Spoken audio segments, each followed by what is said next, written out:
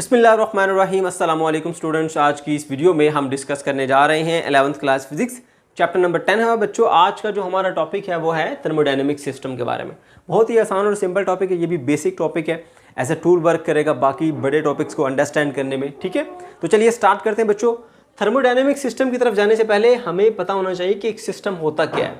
तो बच्चों, कोई भी चीज़ जो आपकी अंडर ऑब्जर्वेशन होती है वो आपकी सिस्टम होती है। ठीक है, आपका कोई पीस ऑफ मैटर हो सकता है, कोई रीजन ऑफ स्पेस हो सकता है जिसका बिहेवियर आप स्टडी कर रहे हैं कि अगर मैं इसमें ऐसे हालात में तब्दीली लेकर आता हूँ, कुछ चेंज लेकर आता हूँ, तो उसके बदले में ये कैसा बिहेवियर शो करेगा।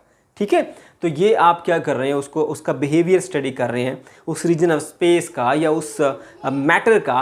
तो ये क्या होता है, वो आपका सिस्टम कहलाता है। इसको हम यूँ डिफाइन करते हैं, what is system? The quantity of matter और region of space, quantity of matter or region of space whose behavior is being studied, जिसका behavior हम पढ़ रहे हैं, जिसका behavior हम observe कर रहे हैं, काला सिस्टम, वो हमारा सिस्टम कहलाता है। बच्चों, फिर बात आ जाती है थर्मोडायनेमिक सिस्टम के ऊपर। देखिए, बिहेवियर कई तरह के होते हैं ना।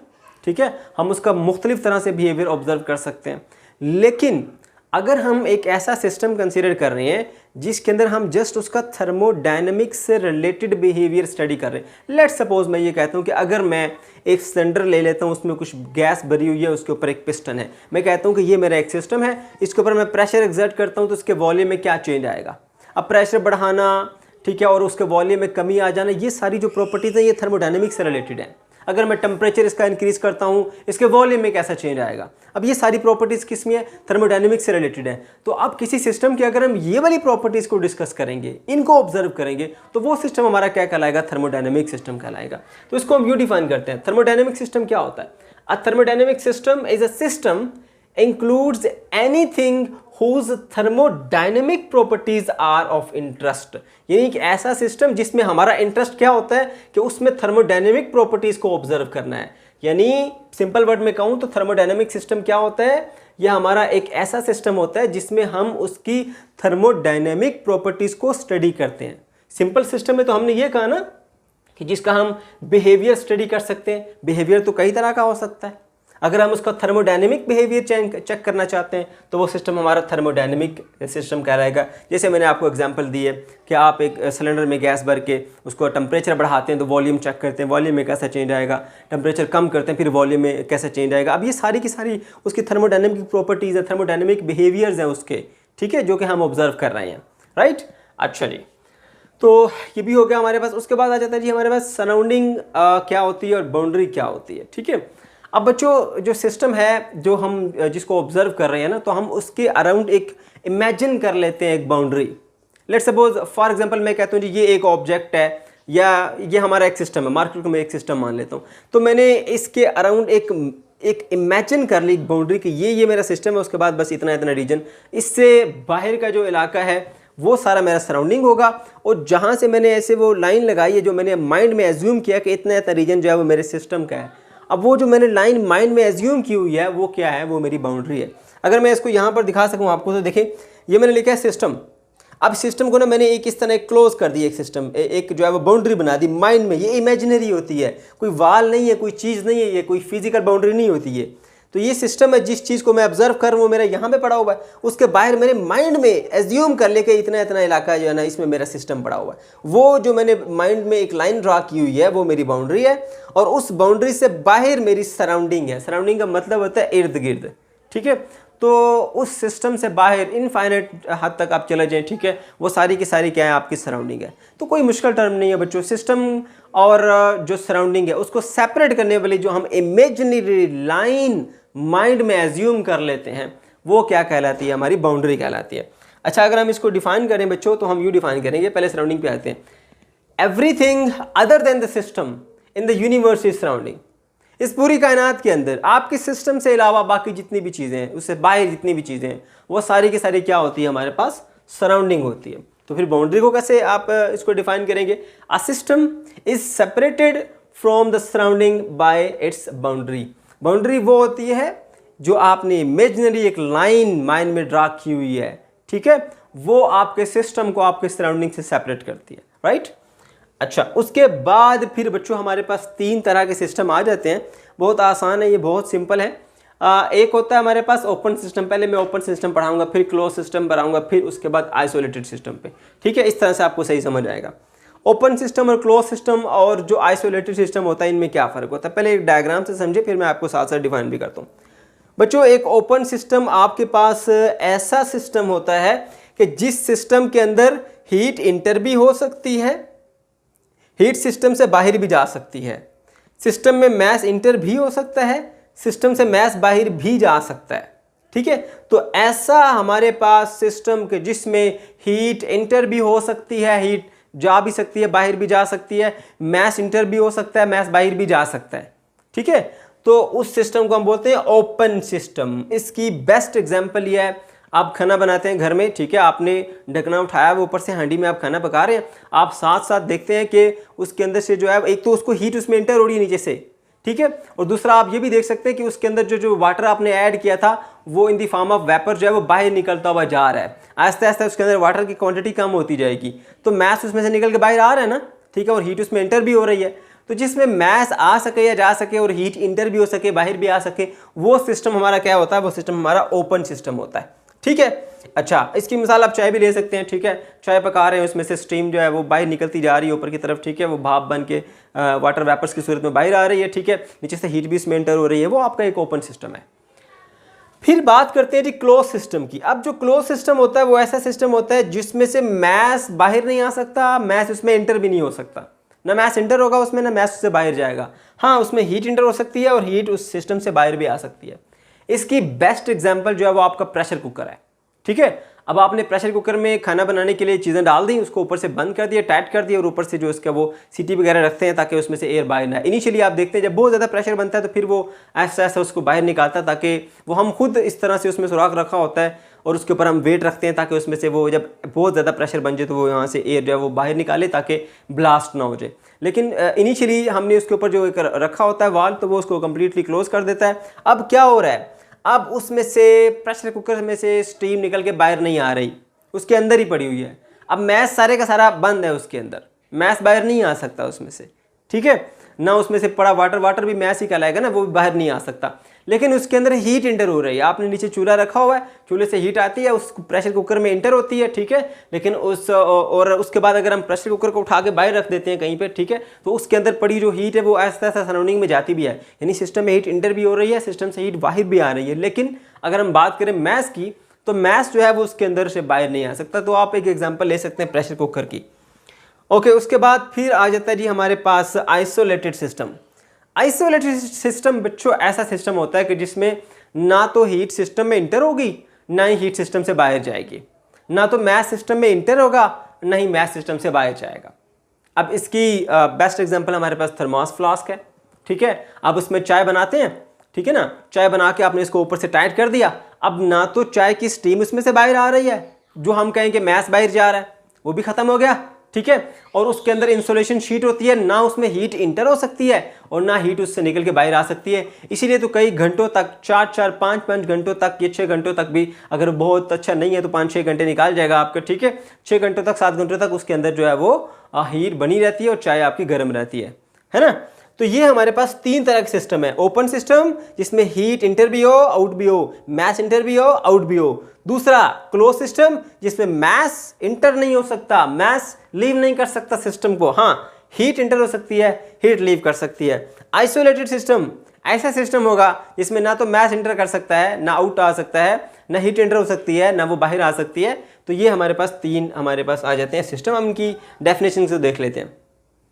क्लोज सिस्टम क्या होता है? Closed system, the system in which there is no transfer of mass across its boundary is called closed system. Closed system वो होगा जिसमें mass transfer नहीं हो सकता, हीट हो सकती है, मैंने यहाँ पर बता दिया। साथ डायग्राम आपने मस्ट बनानी है। ठीक है, अगर आप चाहें तो एक इसमें एडिशन लिख सकते हैं कि मैस जो है वो इंटर नहीं हो सकता सिस्टम में, क्लोज सिस्टम में, सिस्टम से बाहर नहीं आ सकता। हाँ, उसमें हीट इंटर हो सकती है, हीट सिस्टम से बाहर भी आ सकती है। ये भी अगर आप चाहें तो पॉइंट इंक्लूड कर लें, बल्कि करना चाहिए, आपको लाजमी करें। उसके बाद फिर बात करते हैं ओपन सिस्टम की। ओपन सिस्टम क्या होता है? A system in which there is a transfer of mass across its boundary is called an open system, जिसके अंदर mass इंटर भी हो जाए सिस्टम है, mass लीव भी हो जाए, बल्कि आप इसमें एडिशन करें हीट की भी, हीट इंटर भी हो सकती है, हीट लीव भी हो सकती है, mass इंटर भी हो सकता है, mass लीव भी कर सकता है, ठीक है, दोनों पॉइंट मेंशन करें साथ में, ठीक है। अब आपकी बुक्स में जो है वो इस तरह से लिखा है, तो मैंने इसी तरह लिखा ताकि आपको कंफ्यूजन ना हो। अच्छा ये है कि आप इसमें प्रॉपर डायग्राम के साथ ये तमाम चीज़ें पूरी डिटेल बताएं इसमें, ओके। तो ओपन सिस्टम में क्या होता है, ओपन सिस्टम के अंदर मैथ इंटर भी हो सकता है, मैथ लीव भी कर सकता है, लेकिन साथ में आपकी बुक में हीट नहीं लिखा, आप लिखें इसमें हीट भी इंटर हो सकती है, हीट भी लीव हो सकती है। क्लोज सिस्टम में उसने कहा कि इसके अंदर मैथ इंटर नहीं हो सकता सिस्टम में, ठीक है, बट हीट तो इंटर हो सकती है ना, लीव भी कर सकती है, तो आप लाजमी मेंशन करेंगे उसमें हीट इंटर हो सकती है, हीट लीव कर सकती है।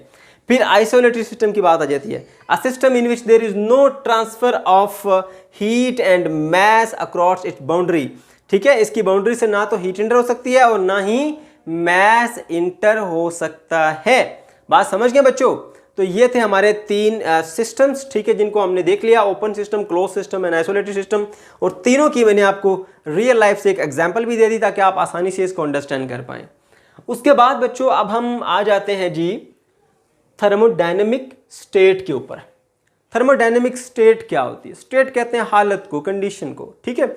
अब बच्चों एक कोई भी आपके पास सिस्टम है, लेट्स सपोज हम यहाँ पे ड्रा कर लेते हैं एक छोटा सा सिस्टम, ठीक है, ये आगे जी हमारा एक सिस्टम, एक गैस आ जाती है जो हमने एक सिलेंडर के अंदर भर रखी है, जल्दी जल्दी से बनाता हूँ ताकि हमारा टाइम सेव हो सके, ठीक है।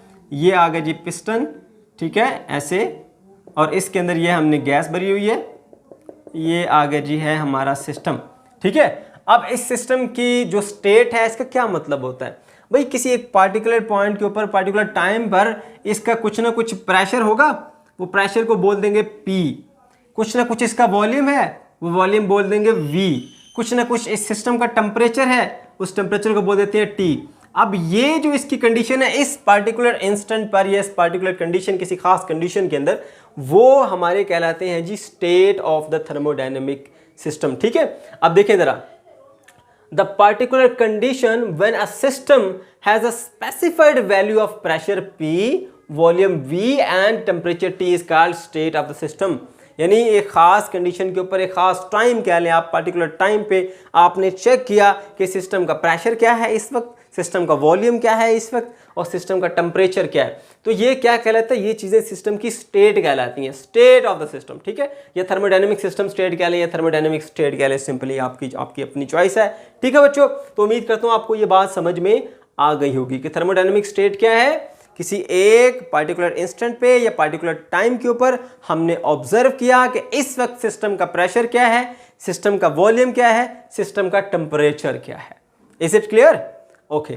उसके बाद फिर हम बढ़ते हैं बच्चों स्टेट वेरिएबल्स की तरफ। स्टेट वेरिएबल्स क्या होते हैं बच्चों? एक सिस्टम को एक स्टेट से दूसरी स्टेट में ले जाने के लिए जो पैरामीटर्स हम तब्दील करते हैं उनको हम कहते हैं कि जी हमारे पास स्टेट वेरिएबल्स हैं। फिर सुने, ये जो बात आपको बता रहा हूं इसी से आपको अच्छे से समझ आएगा, जो बुक के ऊपर लिखी हुई डेफिनेशन है वो इतना ज्यादा आपको क्लियर नहीं कर पाएगी, ठीक है।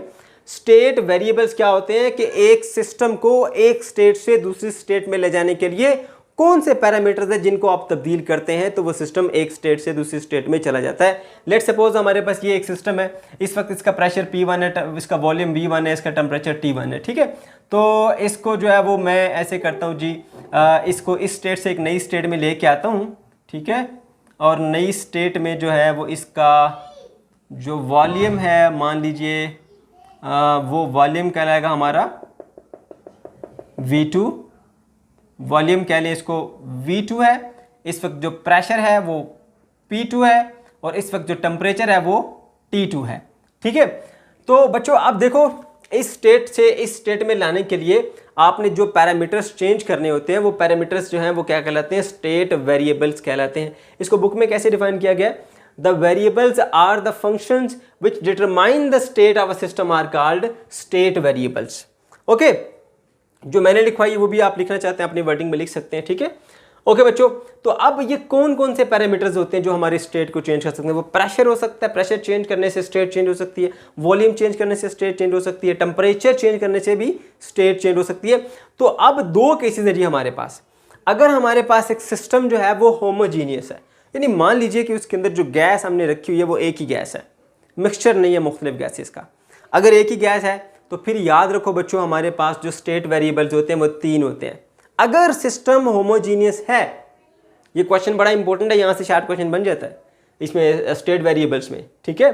तो अगर सिस्टम आपका होमोजीनियस है, यानी उसके अंदर एक ही तरह की गैस है, मिक्सचर नहीं है गैसेस का, तो उस केस के अंदर आपके जो स्टेट वेरिएबल्स होते हैं वो 3 होते हैं, प्रेशर, वॉल्यूम एंड टेम्परेचर। यानी इनको चेंज करेंगे आप, तो इनको चेंज करने से आपके पास जो इसकी सिस्टम की स्टेट है वो चेंज हो सकती है। लेकिन अगर आपके पास कोई ऐसा सिस्टम है जो कि नॉन होमोजीनियस है, उसके अंदर एक गैस नहीं है, कम्बिनेशन ऑफ गैसेस है, ठीक है, तो फिर इसके अंदर एक और जो पैरामीटर है वो आ जाता है, ठीक है। वो क्या है? कंपोजिशन ऑफ द गैस, ठीक है। वो या सिस्टम की कंपोजिशन, वो किस तरह से बना है, कितने परसेंट एक गैस है, कितने परसेंट दूसरी गैस है, बना कैसे, कितने मॉलिक्यूल्स हैं, वो सब चीजें उसके अंदर आ जाती हैं, ठीक है। तो इसलिए मैंने लिखा कि if the system is homogeneous then the pressure, volume and temperature are the state variables. ये 3 वेरिएबल्स होंगे आपके पास। फॉर अ नॉन होमोजीनियस, ठीक है, अगर आपके पास एक नॉन होमोजीनियस सिस्टम है तो फिर क्या होगा? State variables are composition of the system, temperature, pressure and volume. एक और चीज आ गई, वो कौन सी? Composition of the system. तो ये आपके पास तभी आएगी अगर सिस्टम आपका क्या हुआ? नॉन होमोजीनियस हुआ, ठीक है। उसके बाद एक छोटा सा ऑब्जेक्टिव बन जाता है, equation of state system, PV is equal to NRT। ये एक इक्वेशन है जिसके अंदर ये चारों आ जाते हैं। देखिए, P प्रेशर इसके अंदर शामिल हुआ, V वॉल्यूम एक स्टेट वेरिएबल है वो भी शामिल हुआ, ये T टेम्परेचर वो भी शामिल हुआ, और N जो है वो हमारे पास है नंबर ऑफ मॉलिक्यूल्स का, नंबर ऑफ पार्टिकल्स कह लें आप, ठीक है, उनको रिप्रेजेंट करता है, ठीक है। अच्छा, अब R क्या है यहाँ पर? ये है हमारे पास यूनिवर्सल गैस कांस्टेंट, UGC लिखा मैंने, यूनिवर्सल गैस कांस्टेंट है ये, ठीक है। तो ये चारों पैरामीटर्स जो कि हमने जिसको डिस्कस किया था वो इसके अंदर आते हैं। तो इसीलिए हम कहते हैं ये जो इक्वेशन है वो इसको हम बोलते हैं equation of state of a system. एक जो सिस्टम है उसकी स्टेट की इक्वेशन, क्योंकि जो स्टेट वेरिएबल्स हैं वो 4 हैं, वो चारों इसके अंदर इन्वॉल्व है। इन चारों से मिलकर जो इक्वेशन बनती है उसको equation of state of the system कहा जाता है, ठीक है बच्चों। अब यहाँ पर एक जो है वो आपने इंपॉर्टेंट पॉइंट आपको बता दूंगा, वो भी याद रखना आपने। The mathematical relationship between these state parameters is known as equation of state. ये तो सिंपल सी डेफिनेशन इसकी होगी। असल पॉइंट पर आते हैं। अब याद रखिए बच्चों, एग्जैक्ट जो रिलेशनशिप होता है between the parameters is not known for the solids, liquids and non homogeneous substance. जो एग्जैक्ट रिलेशन है वो जो स्टेट वेरिएबल्स का एक एग्जैक्ट रिलेशन ना तो सॉलिड के लिए है हमारे पास, ना ही लिक्विड के लिए है, और ना ही नॉन होमोजीनियस सब्सटेंस के लिए। तो ये किसके लिए एग्जैक्ट है, ये किसके लिए ज्यादा बेहतर है? वो सिर्फ और सिर्फ होमोजीनियस गैस सिस्टम के लिए, यानी होमोजीनियस भी हो और गैसियस सिस्टम हो हमारे पास, उसके लिए आप इसको प्रॉपरली यूज कर सकते हैं, ठीक है। जो सॉलिड्स हैं, जो लिक्विड्स हैं, और जो हमारे पास नॉन होमोजीनियस सब्सटेंसेस हैं, उनके बने हुए सिस्टम्स के लिए हमारे पास ये एग्जैक्ट रिलेशन मौजूद ऐसा कोई भी नहीं है, ठीक है बच्चों। तो ये था हमारा आज का लेक्चर। अगर आपको कोई भी कंफ्यूजन हो या किसी किस्म का कोई प्रॉब्लम हो तो कमेंट सेक्शन के अंदर आप जरूर पूछ सकते हैं। अल्लाह हाफिज़।